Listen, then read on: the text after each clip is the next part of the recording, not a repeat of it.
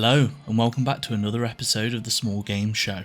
Today we have a couple of Game Jam games and something a little more substantial.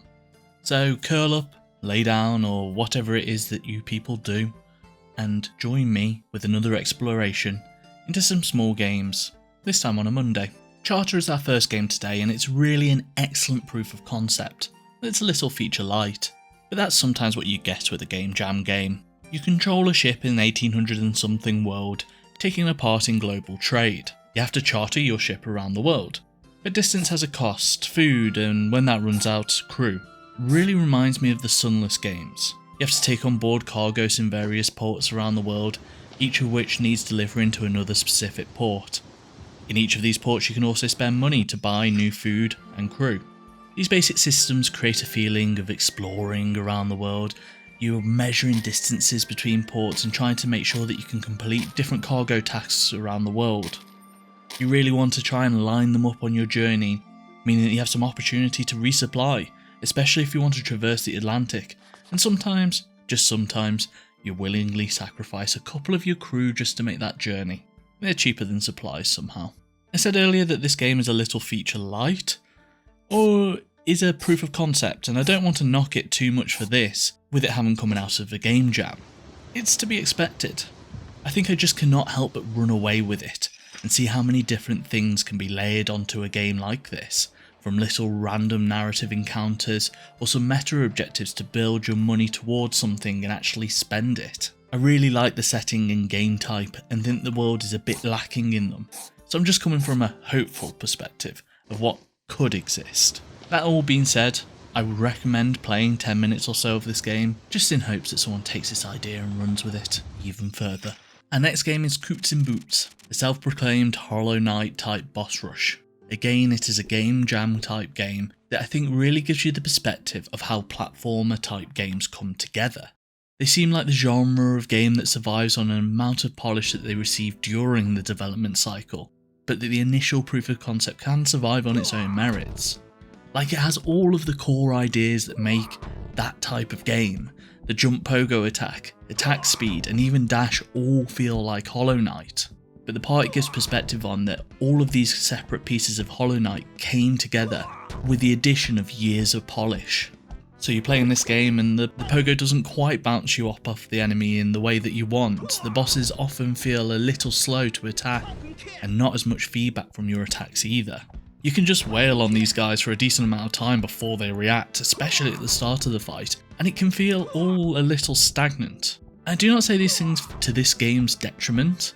It's always important to understand what a game's purpose is, and when it comes from a game jam, it's often to try and build something in a time limit. I say these criticisms because I think it's interesting to point out the difference and where something can be finessed. Basically what I'm trying to get at is go and play this game to get a sense of how these games come together and enjoy a pretty decent Hollow Knight style game. Plus that Sheik-like character just has a good sense of style. And our showstopper for today is Planetary Commander. This is a game where you control several factors on a new planetary colony that is set up towards the end of human society, spreading out and trying to survive in any way that they can.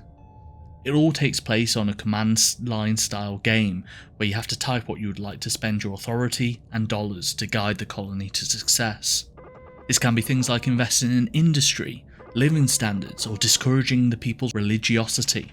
After your authority has been spent, you have to progress the game forward a week or a turn to be able to complete further actions. With all of these concepts at play, the game really reminds me of how Paradox games take several simple concepts and then layers them all together into something more expansive. And this game manages to play with all this on such a smaller scale.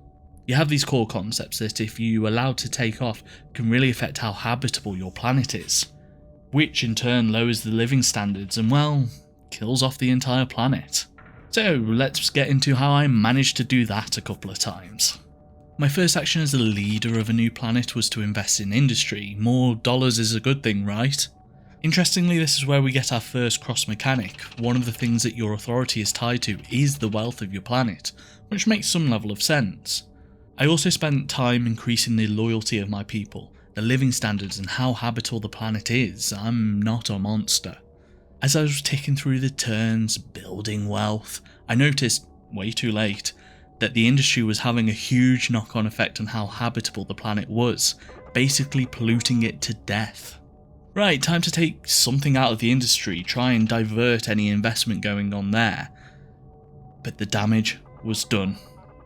What happened was a spiral. No longer having the funds and the authority, industry needed to be taken down at a peg at all times.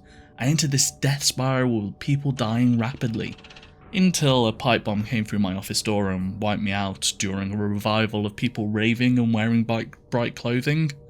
That, I assume, was their escape from the drudgery of an entire planet dying around them. It's a pretty rad little game that I have not been able to win so far. Even with keeping the industry in check from the start, it still somehow managed to spiral. I'd be interested in figuring out the formula, but separate from that, a game with these dynamic relationships in it and then having them weighted in a certain way to tell a certain story is actually really interesting. I mean, that sort of railroading could become quite constrictive in a larger style game, but having the balance of industry and how habitable the planet is playing off against each other and being a primary concern of the game is really, really interesting. It's neat. So with this powerful knowledge and what the game's going to do with you, go and try this game and see if you can be a more successful planetary commander than me. There are loads of these little pop-up like events that happen, and I'm sure I've not touched many of them. I kept religiosity down from the start. I kept people's terror down, but I'm sure if you increase those and crank those in a certain direction, you're going to have a different experience with the game. So you may notice that the playlist and the video have changed names slightly. I'm no longer calling it Small Game Sunday, instead just the Small Game Show. I would like to detach the show slightly from Sunday, even though I'll be aiming Sunday Monday for a day of release. But this allows me to release when I want in between, as well as late, like today. But either way, thank you for continued support. This particular show is one that I feel like has legs, so I'm looking forward to bringing you many more small games. Thank you for watching as always. My name is Billy. Peace.